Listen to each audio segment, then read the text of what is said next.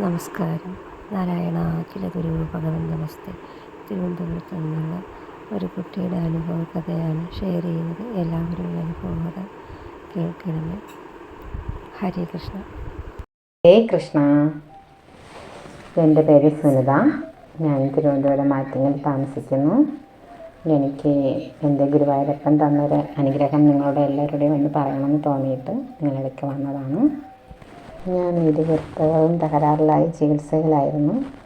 അതിൽ ഒരു വൃക്കയിൽ ഇൻഫെക്ഷൻ ബാധിച്ചു. അത് എത്രയും പെട്ടെന്ന് മാറ്റണമെന്ന് ഡോക്ടർ പറഞ്ഞു.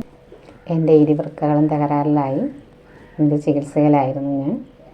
അതിൽ 2018 ഒരു വൃക്ക മാറ്റിയത്. ഇൻഫെക്ഷൻ വന്നു. എനിക്ക് സഹോദരൻ വൃക്ക തരാമെന്ന് പറയുകയും ഞങ്ങൾ മാറ്റി വയ്ക്കാനും തീരുമാനിച്ചു. അവിടെ എൻ്റെ സഹോദരന് ഞാനും എൻ്റെ സഹോദരനും കൂടെ ആശുപത്രിയിൽ പോവുകയും എനിക്ക് ആ വൃക്ക മാറ്റി 2.5 മാസം കഴിഞ്ഞ്, കാരണം എനിക്ക് ആ ട്യൂബിൻ്റെ പ്രശ്നം ഉള്ളതുകൊണ്ട് 2.5 മാസം കഴിഞ്ഞിട്ട് മാത്രമേ ഈ വൃക്ക മാറ്റി വയ്ക്കൽ ശസ്ത്രക്രിയ ചെയ്യാൻ പറ്റുള്ളൂ. കാരണം അതിലെന്തോ ആ ട്യൂബിൻ്റെ ഒരു പ്രശ്നം കൊണ്ടായിരിക്കും ആ 2.5 മാസം എനിക്ക് 2 വൃക്കകളും ഇല്ലാതെ ഡയാലിസിസ് ചെയ്ത് മാത്രം എൻ്റെ ജീവൻ പിടിച്ചു നിർത്തുകയും 2.5 മാസം കഴിഞ്ഞിട്ട് വൃക്ക മാറ്റി വെച്ചത്. 2.5 മാസം കഴിഞ്ഞിട്ടായിരുന്നു വൃക്ക മാറ്റി വയ്ക്കും.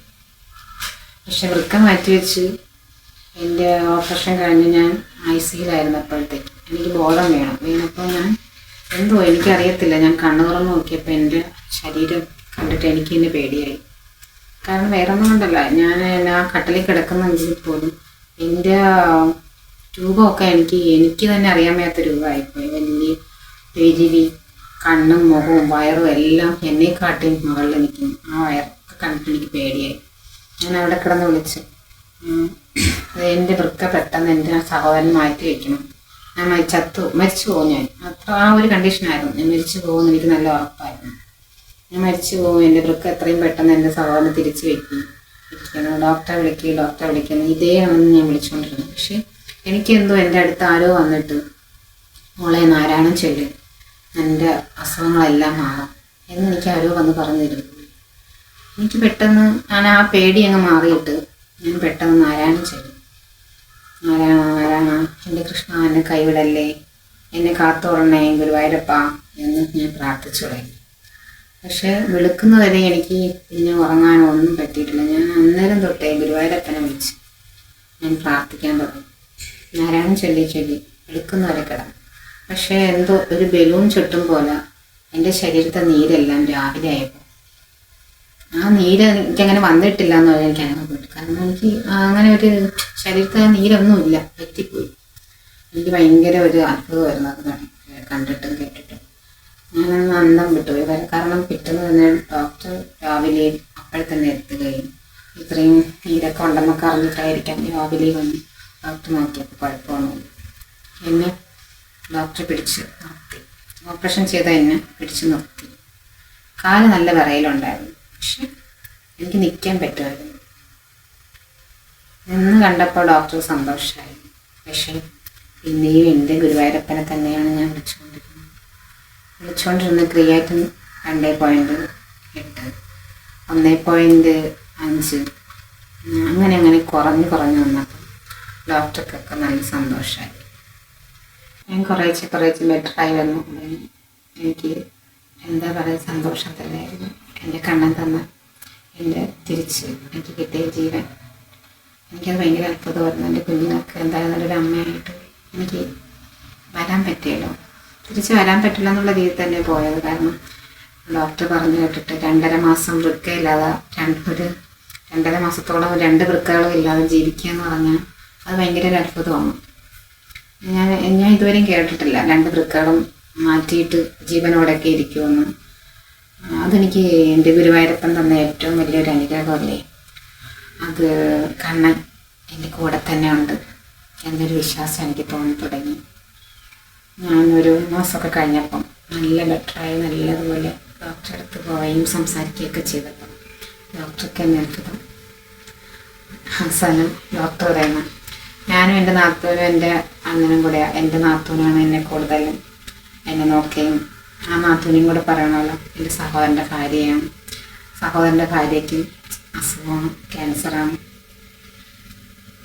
എനിക്ക് അമ്മക്ക് എല്ലാം കൊണ്ടും വീട്ടിലെല്ലാവർക്കും അസുഖങ്ങളാണ്. എൻ്റെ സഹോദരന് ഓപ്പറേഷൻ കഴിഞ്ഞ ഒരു 3 മാസം കഴിഞ്ഞപ്പോൾ സഹോദരന് ഒരു ഓപ്പറേഷൻ വീണ്ടും ഹെർണിയടവ് അത് ചെയ്തു. പക്ഷെ എല്ലായിടത്തും എൻ്റെ ഗുരുവായൂരപ്പ എന്നെ കാത്തു, എന്നെ കൈപിടിച്ച് കൊണ്ടുവന്നു. അവിടെയൊക്കെ ഞാൻ തളർന്നെങ്കിലും എന്നെ മുമ്പോട്ട് തന്നെ കൊണ്ടുവന്നു. എൻ്റെ ഗുരുവായൂരപ്പൻ എൻ്റെ കൂടെ ഉണ്ട് എന്നൊരിക്കലും പറയാൻ പറ്റും. എൻ്റെ കുഞ്ഞുങ്ങളെ ഇതുവരെയൊക്കെ ഞാൻ എത്തിച്ചു. എൻ്റെ ഭർത്താവ് എന്നെ ഉപേക്ഷിച്ച് പോയി, എന്നെ എന്നിട്ടും ഞാൻ പിടിച്ചു നിന്നില്ല. അവിടെയൊക്കെ എൻ്റെ ഗുരുവായൂരപ്പനുണ്ട്. പിന്നെ എൻ്റെ ഗുരുവായൂരപ്പൻ എന്ന് പറയുമ്പോഴത്തേക്ക് എനിക്ക് ഏറ്റവും വലിയൊരു അനുഗ്രഹമാണ് ഗുരുവായൂരപ്പൻ. എൻ്റെ കണ്ണും കൂടെ ഉണ്ടെന്ന് പറയാൻ കാര്യം, ഞങ്ങളുടെ കയ്യിലൊരു പൈസയില്ലായിരുന്നു. ഓപ്പറേഷൻ വേണമെന്ന് പറഞ്ഞപ്പം സഹോദരൻ മുമ്പോട്ട് വന്നെങ്കിൽ കൂടി അന്നോട് പോയി കഴിയുന്നതാണ് ഞങ്ങളെ കുടുംബം. കാരണം സഹോദരനും അങ്ങനെയാണ്, ഞാനും അങ്ങനെയാണ്. ആ കടയിൽ കയറിയാണ് എൻ്റെ കുഞ്ഞുങ്ങളെയൊക്കെ ഞാൻ വളർത്തി ഇവരെയൊക്കെ ആക്കിയത്. അപ്പോൾ എനിക്കും ജോലിക്ക് പോകാൻ പറ്റുന്നില്ല. അപ്പോൾ അതിനുശേഷം ഒരു 2 വർഷത്തോളം ഞാൻ വീട്ടിൽ തന്നെ ഇരിക്കുകയായിരുന്നു, ഡയാലിസിസ് ചെയ്തുകൊണ്ട്. അപ്പോൾ ആ സമയത്തൊക്കെ എൻ്റെ സഹോദരൻ തന്നെയാണ് എൻ്റെ കാര്യങ്ങളൊക്കെ നോക്കിയത്. സഹോദരനും കൂടെ ഇപ്പോൾ കിടപ്പാവും 3 മാസം, അത് കിടപ്പാവും. 3 മാസത്തെ റെസ്റ്റാണ് സഹോദരനും പറഞ്ഞത്. അപ്പോൾ പിന്നെ എങ്ങനെ എൻ്റെ കുഞ്ഞുങ്ങളെ കാര്യങ്ങളൊക്കെ പഠിത്തങ്ങളെല്ലാം മുടങ്ങും എന്നുള്ള ടെൻഷനും പേടിയൊക്കെ ഉണ്ട്.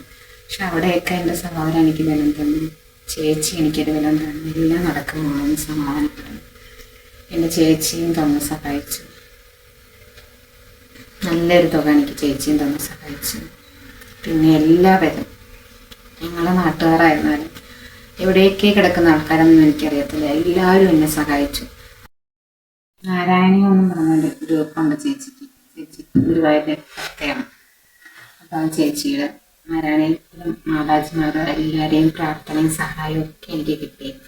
അവരെല്ലാവരെയും പ്രാർത്ഥനയോടെയാണ് ഞാനിപ്പോൾ നിങ്ങളുടെ മുമ്പിലിരിക്കുന്നത്.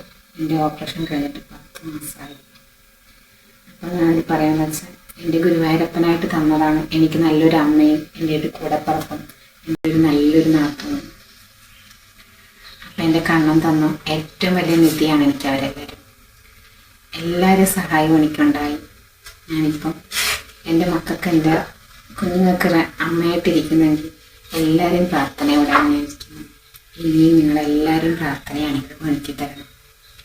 എനിക്കിനി മുമ്പോട്ട് വരണം. എന്നെ കളഞ്ഞിട്ട് പോയ ഭർത്താവിൻ്റെ മുമ്പിൽ എനിക്ക് ജീവിച്ച് കാണിച്ചു കൊടുക്കണം. എൻ്റെ ഗുരുവായൂരപ്പനോട് ഞാൻ അതാ മാത്രമാണ് ആവശ്യപ്പെട്ടത്. എൻ്റെ കുഞ്ഞുങ്ങൾക്ക് അമ്മയായിട്ടും എൻ്റെ ഭർത്താവിൻ്റെ മുമ്പിൽ എനിക്ക് ജീവിക്കണം.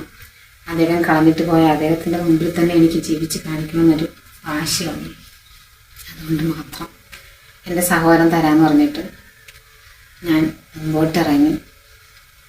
സഹോദരൻ്റെ മുമ്പിൽ ഞാൻ എൻ്റെ ഗുരുവായൂരപ്പനെ പോലെ എൻ്റെ സഹോദരനെ ഞാൻ കാണുന്നു. എൻ്റെ കണ്ണൻ്റെ ഏറ്റവും വലിയ ഒരു ലീലാവിലാസം തന്നെയാണ് എൻ്റെ സഹോദരൻ എന്ന് പറയുന്നത്. അവരെല്ലാവരെയും അനുഗ്രഹത്തോടെ ഞാൻ നിങ്ങളുടെ മുമ്പിൽ വന്നത്. എനിക്ക് ഇത്രയും തുറന്ന് നിങ്ങളുടെ മുമ്പിൽ പറയണമെന്നുണ്ടായിരുന്നു. എൻ്റെ കണ്ണൻ എനിക്ക് തന്ന ഒരു ദാനമാണ് എൻ്റെ ജീവൻ തിരിച്ചു തന്നത്. ആ ഗുരുവായൂരപ്പനെ ഞാൻ